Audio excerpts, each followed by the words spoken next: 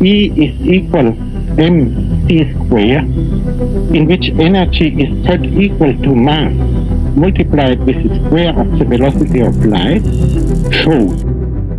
Kvantová kozmológia nie je len jeden odbor. Je to skupina viacerých odborov, ktoré spájajú to, kde sa už bežná fyzika nedostane. Aby sme pochopili kvantovú kozmológiu, musíme začať v mikrosvete. Kvantová mechanika nie je len nová kapitola fyziky. Je to rozbitie starých pravidiel a vytvorenie úplne nového jazyka, ktorým vesmír komunikuje na svojich najmenších úrovniach. V klasickom svete má všetko svoju polohu, svoju rýchlosť a svoj stav. A v kvantovom svete je všetko rozmazané, neurčité a pravdepodobnostné. Elektrón nie je objekt, ktorý letí po svojej dráhe. Je to vlna možností. Až keď on zasiahne meranie, je prinútený ukázať viacero možností. Ale aj to len na okamih. Princíp neurčitosti, superpozícia, vlnová funkcia. To všetko znie komplikovane, ale celá pointa je jednoduchá. Na najmenších mierkach neexistuje presná realita. Existujú len pravdepodobnosti. Superpozícia umožňuje jednej častici byť v dvoch stavoch naraz. Tunelovanie zasa umožňuje elektrónom prechádzať cez bariéry, cez ktoré by v klasickej fyzike nikdy nemohli prejsť. A potom to je najväčší paradox. Vákuum nie je prázdnota. Aj pri nulovej teplote a nulovej hmote existuje nekonečná aktivita. Virtuálne častice sa objavujú a miznú. V priestore neexistuje pokoj, len kolísanie. Tento koncept, že prázdny priestor má svoju vlastnú dynamiku, je základom kvantovej kozmológie. Pretože ak samotná prázdnota vrie energiou, potom môže vznik vesmíru byť prirodzeným dôsledkom týchto kvantových procesov.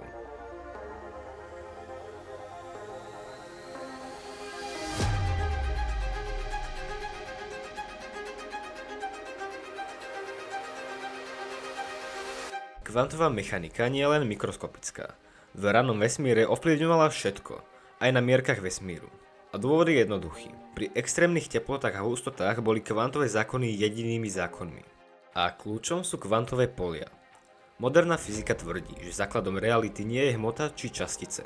Základom sú polia, ktoré existujú všade. Napríklad elektróny sú len excitácie elektronového pola.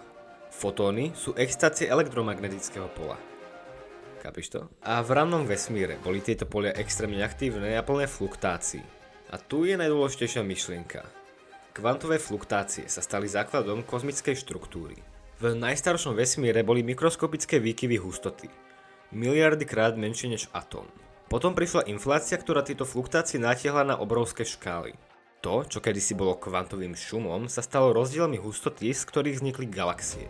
A to znamená, že všetky galaxie, hviezdy, planéty a nakoniec aj my sme produktom kvantových náhod, ktoré sa odohrali v prvom okamihu existencie. To nie je metafora, ale dnešná fyzika.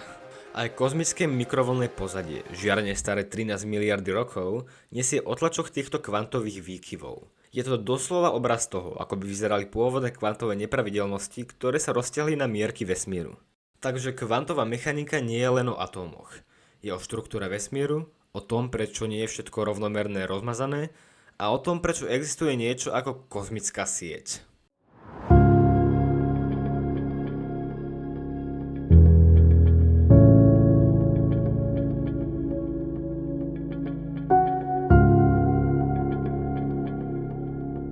Keď vezmeme súčasné kozmologické rovnice a priblížime čas späť, hustota a teplota vesmíru rastú. A rastú tak veľmi, že až narazia na hranicu, kde Einsteinová teória relativity prestáva dávať zmysel.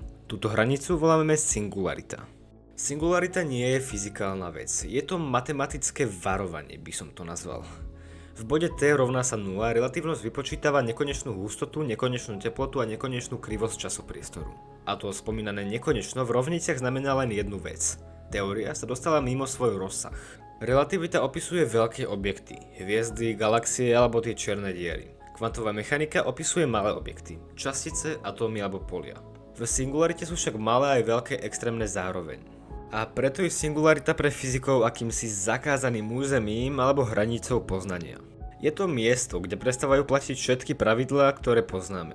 A preto existuje otázka, že či vlastne tá singularita vôbec existovala, alebo je to len artefakt našich neúplných rovníc. Moderný výskum skôr naznačuje, že singularita nebola skutočný bod.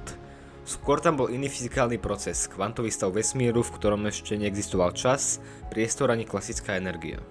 Najradikálnejšia myšlienka kvantovej kozmológie je, že priestor a čas nie sú základné, sú odvodené, alebo emergentné.